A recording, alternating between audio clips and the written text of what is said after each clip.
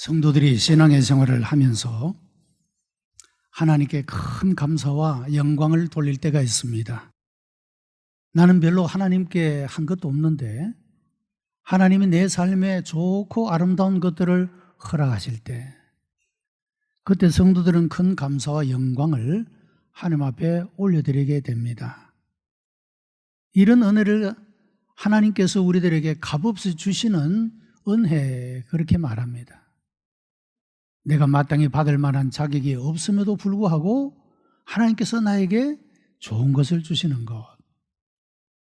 그런데 가만히 들여다보면 성도들이 이런 하나님의 은혜를 받는 것은 또 그럴 만한 삶이 있기 때문에 하나님께서 그에게 은혜를 베풀어 주시는 모습을 볼 수가 있습니다. 우리들이 하나님 앞에 응답하는 삶이 부족하고 연약함에도 불구하고 하나님은 내가 할 수 있는 그것보다도 훨씬 더 큰 일을 하도록 우리의 삶 가운데 역사해 주시는 것도, 우리로 하여금 무능한 존재임에도 불구하고 능력 있는 사람이 되게 하시는 것도 하나님의 놀라우신 은혜의 역사라고 말할 수가 있다는 것입니다. 역시 우리가 무능함에도 불구하고 능력 있는 사람으로 하나님 앞에 살아갈 수 있도록 한 삶도, 그게 뭔가 특징적인 삶이 있기 때문에 우리로 하여금 그런 능력 있는 삶이 되게 한다, 그렇게 말할 수가 있습니다. 오늘 본문에 나오는 엘리야 그리고 엘리사라고 하는 선지자의 이야기가 나옵니다. 특별히 엘리야는 구약시대에 하나님의 놀라운 기적을 행한 그런 선지자로 기억되고 있습니다. 그 뒤를 이은 엘리사는 그 스승보다도 갑절이나 기적을 베푸는 사람으로 하나님께 능력 있는 사람으로 쓰임을 받았던 모습을 보게 됩니다. 특별히 엘리야와 신약 성서에 나오는 세례 요한은 여러 가지 면에서 닮은 점들을 가지고 있습니다. 그들은 다 같이 광야에서 교육을 받았고 짐승의 가죽으로 만든 옷을 입었으며, 또 감히 담대함이 없으면 말할 수 없는 그런 책망을 그 시대의 왕들에게 하나님의 말씀으로 책망하는 용기와 담대함을 나타내 보이기도 했던 사람들입니다. 엘리야는 이스라엘의 왕인 아합과 왕비인 이스벨의 죄를 책망하였고, 세례 요한은 유대의 분봉 왕인 헤롯과 왕비인 헤로디아의 죄를 꾸짖었던 그런 모습을 보게 됩니다. 동시에 그들은 이런 능력 있는 담대한 이런 신앙의 행동을 보여주기도 했지만, 또 때로는 그들의 신앙이 약해졌던 때도 있는 것을 보게 됩니다. 엘리야의 경우에는 그가 큰 승리를 거두고 난 이후에 로뎀이라는 나무 아래에서 죽기를 구할 만큼 연약해졌던 그런 모습을 발견하게 되고, 세례 요한은 그가 옥에 갇혀서 또한 그의 신앙이 연약해졌던 모습을 발견하게 되는 것입니다. 중요한 것은 구약의 시대의 엘리야나 신약의 시대의 세례 요한이 어떻게 해서 이렇게 그 시대 속에 능력 있는 사람으로 하나님께 쓰임을 받게 되었는가? 공통점은 그들이 모두가 예수 그리스도와 함께 예수 그리스도와의 관계를 가지고 있었기 때문이라고 하는 것입니다.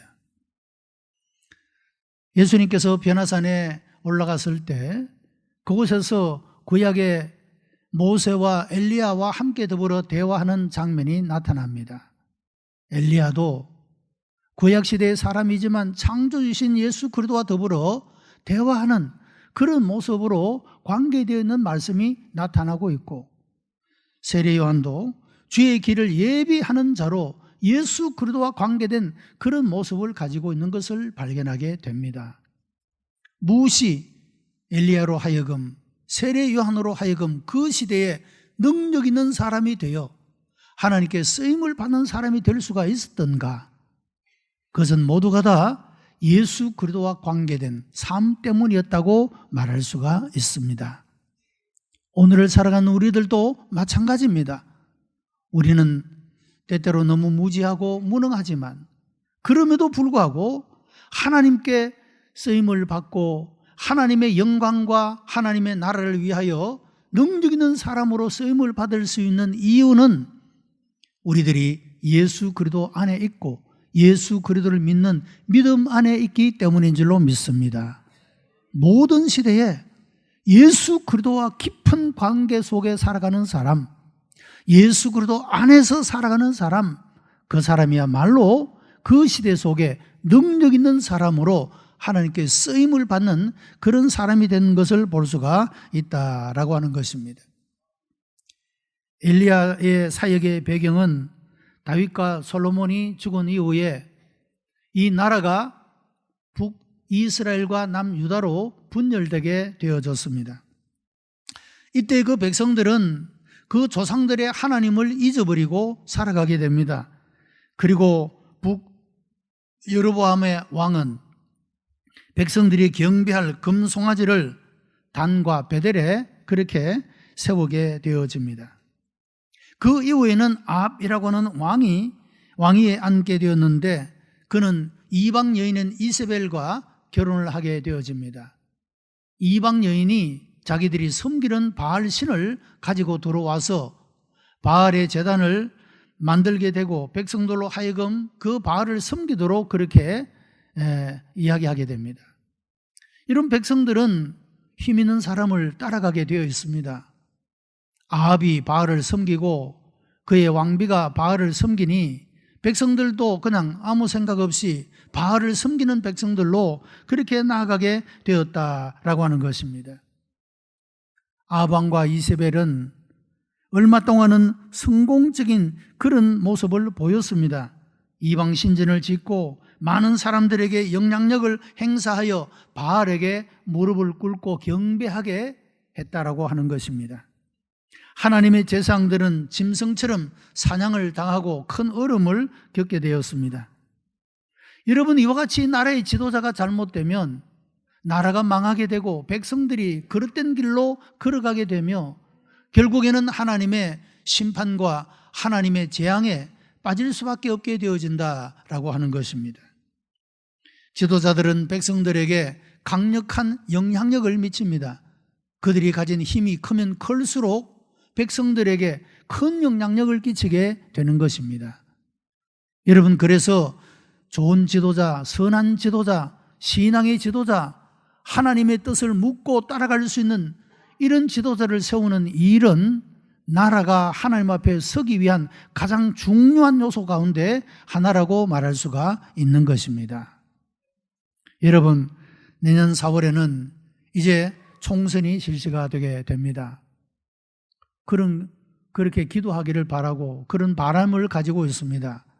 하나님을 경외할 줄 아는, 사람의 눈치를 보고 따라다니는 사람이 아니라 하나님을 경외할 줄 아는, 하나님의 뜻을 정치라는 것을 통해서 펼쳐낼 수 있는, 선한 영향력을 끼칠 수 있는 하나님 앞에 충성된 이런 지도자들이 세워지기를 바라는 것입니다.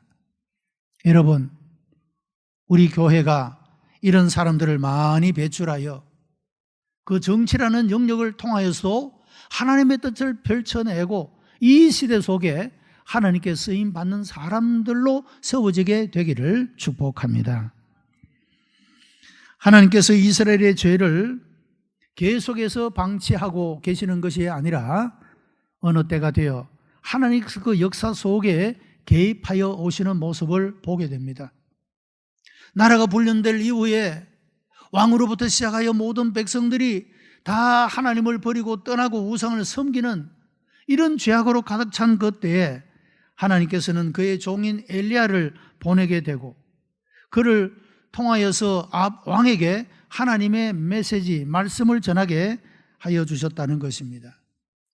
하나님의 말씀이 있기까지는 그 땅에 비와 이슬이 내리지 않을 것이다 라는 하나님의 저주의 말씀을 엘리야를 통하여 그 백성들에게 전하게 되어집니다.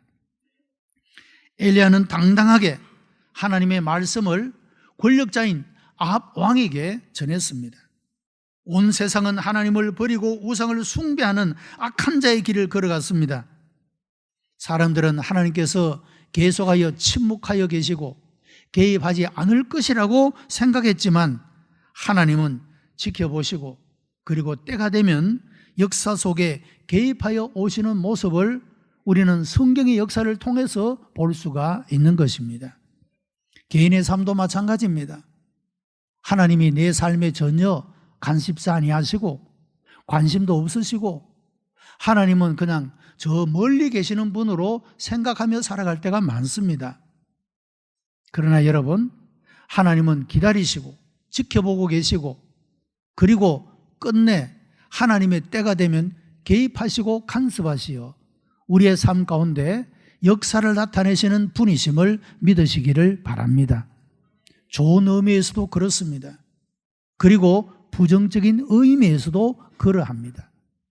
우리가 하나님을 떠나서 여전히 죄악 가운데 죄를 회개하지 않고 그 길을 걸어갈 때 내 일상의 삶 속에 아무런 일이 일어나지 않았다고 해서 안심하고 살아갈 것이 아니라 하나님의 때가 되면 하나님이 간섭하시고 그 삶 가운데 하나님의 심판과 하나님의 징벌을 나타내실 것이라고 하는 하나님을 경외하는 마음을 결코 잊지 않아야 된다고 하는 것입니다.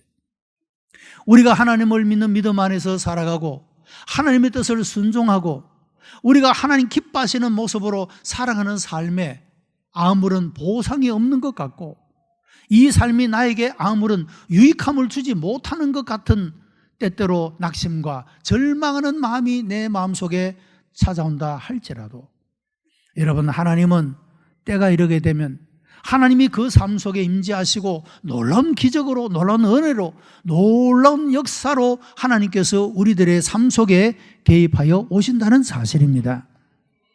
부정적인 의미에서 긍정적인 의미에서 하나님이 보시고 계시다는 사실을, 하나님이 우리의 역사 속에 언제까지만 기다리고 계시지 않고 간섭해 오신다는 사실을 믿고 그 하나님 앞에 우리 자신의 삶을 세워나갈 수 있는 우리 복된 성도들이 되시기를 바랍니다. 엘리야는 이런 하나님을 알고 있었기 때문에 용감하게 하나님의 말씀을 아합 왕에게 선포하게 된 것입니다. 엘리야가 아합의 궁전에서 나올 때 하나님은 그릿 시냇가로 내려가서 그 시냇물을 마시라. 내가 까마귀를 명하여 너에게 매일 아침과 저녁으로 음식을 주겠다라고 말씀을 하셨습니다. 여러분, 하나님께서 엘리야 선지자로 하여금 그릿 시냇가로 가라고 말씀을 하셨다. 그리고 까마귀를 명하여 그에게 음식을 공급하시겠다고 말씀하셨습니다. 여러분, 우리의 삶이 어떤 형편과 처지에 있든지 하나님은 우리의 삶을 보고 계시며 우리의 삶을 인도하고 계시며 보호하고 계시는 줄로 믿습니다. 필요한 것들을 채우시는 하나님이시라 그런 말씀입니다. 요한복음 8장 29절에 보면 나를 보내신 이가 나와 함께 계시도다. 내가 항상 그의 기뻐하시는 일을 행함으로 나를 혼자 두지 아니하셨다라고 말씀을 합니다. 성도 여러분, 내가 하나님의 기뻐하시는 일을 행하며 살아갈 때 하나님은 절대로 나를 혼자 버려두지 않는다는 사실을 믿으시기 바랍니다. 내가 하나님의 기뻐하시는 일을 행하니 여호와 하나님이 내 삶에 항상 함께 하신다. 시편 37편 25절에는 내가 어려서부터 늙기까지 의인이 버림을 당하거나 그 자손이 글씨감을 보지 못하였더라고 말씀을 하고 있습니다. 하나님의 뜻대로 행하는 자, 하나님이 기뻐하시는 일을 행하며 살아가는 자를 하나님이 함께 하시고 돌보신다. 이 사실을 성경이 우리들에게 증거해 주고 있다는 것입니다. 얼마 후에 가뭄 때문에 엘리야가 머물던 그릿 시내도 말라버렸습니다. 하나님은 엘리야에게 사렙더로 가라. 그곳에 있는 한 과부가 있고 그가 비를 내릴 때까지 너와 함께 먹게 될 것이라고 말씀을 하셨습니다. 과연 하나님의 말씀을 듣고 사렙더로 가니 한 과부가 나뭇가지를 줍고 있습니다. 무엇 하려고 하느냐? 내가 이제 떡을 만들어 마지막으로 식사를 하고 이제는 죽기를 기다릴 뿐입니다. 이렇게 대답을 합니다. 엘리야가 그 여인에게 이런 요청을 합니다. 그 떡을 만들어서 나에게 먼저 가져오고 그리고 너와 너의 아들을 위하여 먹으라고 말을 합니다. 하나님께서 말씀하시기를 이 지면에 비를 내리기까지 그 통에 가루가 다하지 아니하고 병에 기름이 없어지지 아니하라고 말씀하셨다. 이 하나님의 말씀을 그 사렙다 과부에게 전파하게 되어집니다.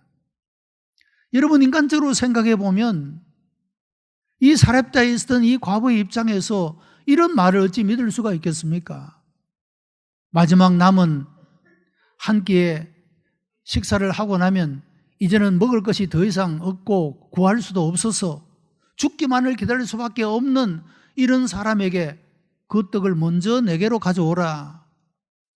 그리고 비가 내려서 사람이 땀을 흘려 추수를 하기까지 그 통에 가루가 다하지 않고 병에 기름이 없어지지 아니겠다는 이 말을 인간적으로 어찌 믿을 수가 있었겠느냐 하는 거죠.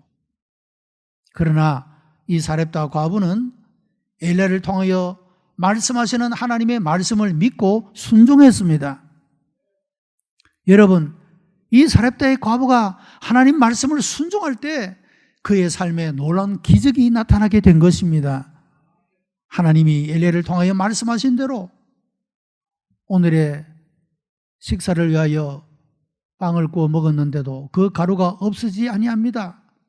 그 병에 기름이 없어지지 아니하고 계속하여 공급되어지는 것을, 그런 기적을 보게 되었다라고 하는 것입니다. 이런 무엇이 우리의 삶에 하나님의 기적이 나타나는 이런 놀라운 하나님의 은혜 역사를 경험하게 하는 것입니까? 모든 시대에 하나님의 말씀을 순종하고 하나님의 말씀을 믿고 살아가는 사람들에게 이와 같은 은혜로 역사하시는 줄로 믿습니다. 엘리야 시대에 사렙다 과부에게 그랬습니다. 구약의 성서에 많은 위대한 사람들의 삶의 역사가 그러했고 신약의 시대에 많은 사람들의 삶에 나타나는 하나님의 기적이 순종하는 자에게, 믿는 자에게 이런 하나님께서 은혜 베푸신 모습을 볼 수가 있다라고 하는 것입니다.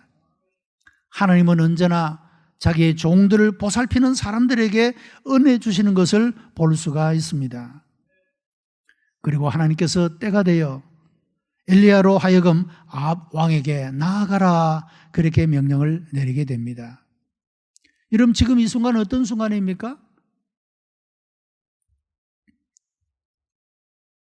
엘리야는 아합 왕에게 나아가서 진정한 하나님이 누구인지 가려보자고 제안을 하게 됩니다. 바알과 아세라의 제사장들 850명은 갈멜산으로 나왔고 많은 군중들도 왔습니다. 이때 엘리야는 그 백성들에게 이런 도전적인 말을 합니다. 두 사이에서 머뭇거리지 말고 여호와가 하나님이면 하나님을 따르고 바알이 하나님이면 바알을 따르시오.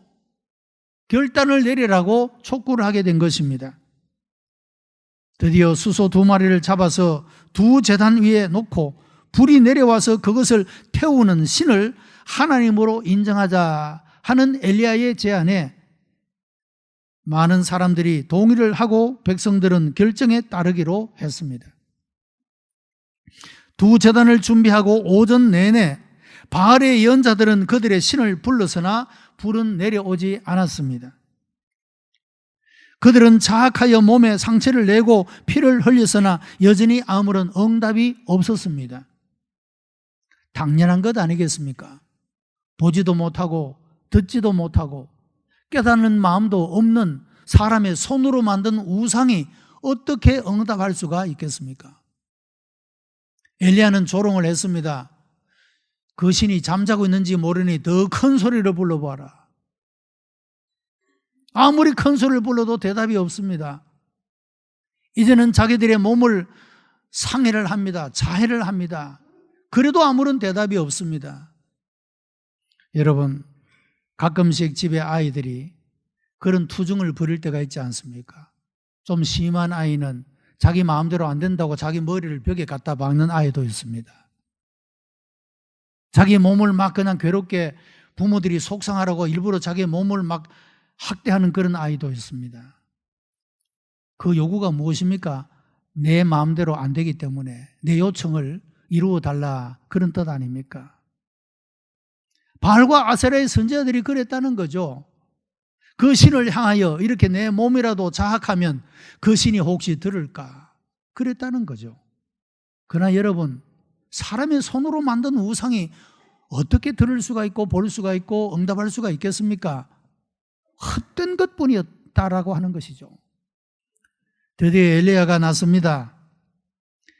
엘리야는 제물 위에 물을 흠뻑 붓고 주변에 도랑을 만들어 거기에도 물을 붓고 하나님 앞에 기도를 합니다. 여러분, 그래도 불이 붙을 가능성이 있으려면 제물에 말랐어야 좀 불이 잘 붙지 않겠습니까? 그런데 오히려 그 제물에 물을 부었다. 그리고 제단에 그 도랑을 파서 거기에도 물을 잔뜩 부었다. 불이 붙는데 물이 있다면 불이 붙기가 어렵지 않겠습니까? 그리고 엘리야가 기도합니다. 여호와 하나님, 주께서 참 하나님이시라는 것과 내가 주의 예언자임을 저들에게 보여주옵소서. 하나님이 이 기도에 응답하여 제물에 하나님의 불을 내리심으로 하나님이 참 하나님인 것과 내가 주님의 예언자임을 보여주시옵소서. 여러분, 이렇게 기도할 때 하늘에서부터 불이 내려와서 그 제물을 불태울 뿐만 아니라 그 도랑의 물까지도 다 태워버렸다. 그렇게 말씀하고 있는 것입니다. 백성들은 이런 기적을 보고 여호와가 참 하나님이시다. 이제까지 바알과 하나님 사이에서 머뭇거리며 살아가던 이 백성들이 여호와만이 참 하나님이시다, 이렇게 고백하며 나오게 되었다라고 하는 것입니다. 성도 여러분, 사람이, 악한 자가 아무리 일시적으로 성공한다 해도, 아무리 죄가 이 세상을 지배한다고 해도 하나님의 뜻이, 하나님의 역사가 결국에는 승리한다는 사실을 믿으시기를 바랍니다. 우리의 삶에도 그렇습니다. 한 나라의 역사에도 그렇습니다. 악한 것이 때로는 지배하고 권세를 가지고 모든 것들을 다스리고 마음대로 할 것 같아도, 여러분, 하나님은 역사의 주인이시고 모든 것들은 하나님의 뜻대로 이루어 가시는 분이심을 믿습니다. 최후의 승리를 믿으면서 우리는 결단코 임시적인 성공을 거두는 악한 것들에게 관여하지 않고 우리가 하나님의 의인의 반열에 서서 믿음의 길을 걸어가야 하며 순종의 걸음을 걸어가야 될 줄로 믿습니다. 종종 사람은 옆길로 벗어날 때가 있습니다. 아이들에게는 사춘기가 그러하고 장년들에게는 갱년기가 그러합니다. 그럴 만한 이유가 없는데도 예민하게 반응을 합니다. 이전에는 그렇지 않았는데, 아무것도 아닌 말에 마음이 상하기도 하고 섭섭하기도 하고 또 아주 신경질적인 그런 반응을 나타낼 때도 있습니다. 엘리야에게도 그런 때가 있었습니다. 위대한 승리를 거두고 자신만만했던 엘리야는 다음 날에 악한 왕비인 이세벨을 피해서 도망을 가게 됩니다. 왜냐하면 이세벨이 이 갈멜산 대견에서 자기의 선지자 바알과 아세라 선지자 850명이 죽임을 당한 이 일로 인하여서 분노를 하게 되고 내가 너를 죽이겠다라고 위협을 했기 때문입니다. 엘리야는 로뎀나무 아래에 앉아서 죽기를 원했습니다. 그러나 하나님은 그에게 휴식을 취하게 하고 음식을 주어 건강을 돌보게 했습니다. 그리고 엘리야는 다시 힘을 얻어서 하나님의 산인 호렙에까지 나아가게 된 것입니다. 하나님은 여기에서 다시 큰 능력을 나타내셨습니다. 엘리야는 이렇게 생각했습니다. 모든 사람이 다 바알을 경배하고 다 하나님을 배반하고 떠나고 나만 홀로 남았다, 그렇게 생각했습니다. 그러나 하나님은 이런 엘리야에게 바알에게 무릎을 꿇지 아니한 자 7,000명을 내가 남겨두었다고 말씀하고 있는 것입니다. 그리고 엘리사를 훈련시켜서 그를 대신하여 예언자가 되게 하라고 말씀을 했습니다. 여러분, 한 세대가 가고 다른 세대가 들어오게 될 때 그들이 하나님을 모르고 하나님을 경외하지 않고 하나님과 원수가 되어 살아간다면 그 개인의 삶도 비극적인 것이 되고 그 나라도 비극적인 나라가 될 수밖에 없습니다. 사사기 2장에 그런 말씀이 나오죠. 요셉을 알지 못했던 세 왕이 들어서게 되자, 여러분, 그 시대의 사람들은 여호와를 알지 못했다, 그런 말씀이 나옵니다. 여러분, 오늘 믿는 세대, 기성세대가 다음의 세대에게 신앙을 물려주지 못한다면 그것은 그 개인에게 큰 비극이요, 가정의 큰 비극이요, 나라의 비극이 된다라고 하는 사실입니다. 엘리야는 하나님의 부름을 받고 하나님의 귀한 능력을 나타내는 이런 능력의 사람으로 그 시대를 살았는데, 이제 그 자신을 이어 이 사역을 대신할 다음의 세대를 준비하고 있는 모습을 보게 됩니다. 엘리사는 엘리야를 끝까지 따라갑니다. 그가 이곳에 갈 때 저곳에 갈 때 그를 떠나지 않고 계속하여 그를 쫓아다니게 됩니다. 내가 떠나기 전에 내가 거할 것이 무엇이냐라고 물으니 당신의 능력을 갑절연하게 허락하여 주소서라고 요청을 하게 되어집니다. 하나님이 나를 데려가시는 것을 볼 때 내가 그 기도가 응답이 되어질 것이라고 말씀을 하게 되는 것을 보게 됩니다. 여러분, 능력의 사람 엘리야는 우리에게 두 가지를 말씀을 하고 있습니다. 하나는 질문으로 어느 때까지 두 사이에서 머뭇거리겠느냐라고 하는 질문입니다. 여러분, 우리들도 결단해야 합니다. 언제까지 세상 바라보고 언제까지 사람들을 바라보고 살아갈 것이냐? 하나님을 바라보고 하나님의 말씀을 바라보고 우리가 그 하나님과 하나님의 말씀 앞에 우리 자신을 결단하고 생명을 걸고라도 이 믿음을 지키고 순종의 걸음을 걸어가겠다고 하는 여러분, 이런 결단이 우리에게 필요함을 말씀하고 있다는 것입니다. 또 하나는 요구로서 당신의 영감을 갑절이나 주소서 한 그런 엘리사의 말입니다. 여러분, 이것은 하나님께 충성하는 마음을 나타내고 있는 것입니다. 여러분, 우리는 때때로 우리 자신의 무지함과 무능함 때문에 우리 자신을 스스로 열등감에 빠지게 할 때가 많습니다. 절망에 빠질 때가 많다라고 하는 것입니다. 그러나 여러분, 우리가 믿는 하나님은 전능하신 하나님이십니다. 못하실 것이 없는 분이십니다. 하나님께서 우리들에게 어떤 책임을 맡겨주실 때는 그 책임을 감당할 능력도 주심을 믿습니다.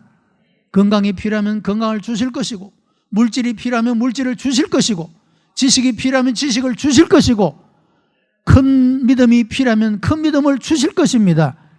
그러므로 여러분, 우리는 우리 자신의 무지함과 무능함을 핑계치 말아야 한다는 것입니다. 이제 우리는 내년도를 위한 봉사자를 모집하고 있습니다.